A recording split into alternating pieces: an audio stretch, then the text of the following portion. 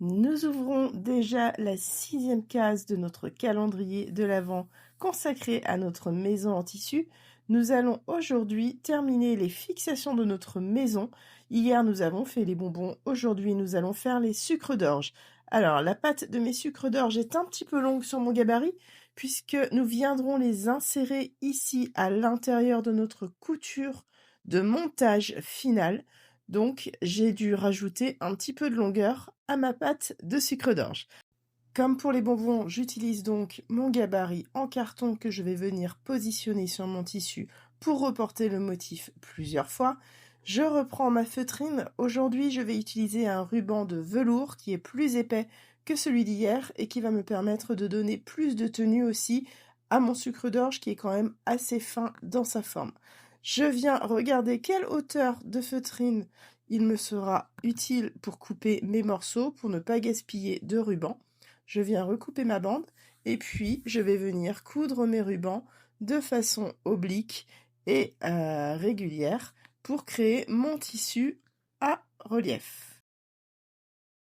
Mon tissu est prêt, je vais venir alterner le sens de mes sucres d'orge afin de gagner de la place. Aujourd'hui, il va nous falloir 8 sucres d'orge. Nous en poserons 4 sur le devant de la maison et 2 de chaque côté sur chaque pignon, ça fait donc 8. J'ai reporté le motif sur l'envers de mon tissu, voilà, ils sont coupés, ça va beaucoup plus vite comme cela. Il me reste à venir arrêter le ruban délicatement à la flamme tout autour pour qu'il ne s'effiloche pas. Et puis, comme pour les bonbons, je vais venir poser du velcro. L'autre partie de velcro sera posée sur la maison pour permettre la fermeture. Je vais utiliser la forme basse arrondie ici pour poser mon morceau de velcro. C'est la partie la plus large, c'est la partie que nous viendrons coller.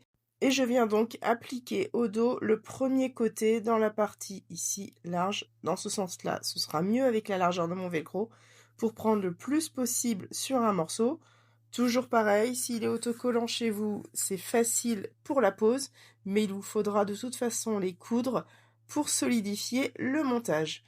Je viens recouper les petits morceaux qui dépassent de façon à garder une jolie forme de sucre d'orge. Je fais cette étape pour les 8 sucres d'orge et je viendrai pliquer le petit bout en arrondi que je viens de coller au dos. Le piquer tout court si vous ne l'avez pas encore collé. Voilà, mes sucres d'orge seront prêts à être posés sur ma maison. Je vous laisse finir tous vos bonbons. Préparez l'autre morceau de velcro de la même taille du premier coupé et posé sur nos sucres d'orge et sur nos bonbons. Et on se retrouve demain pour poser ces velcro sur la maison. Bonne couture à vous!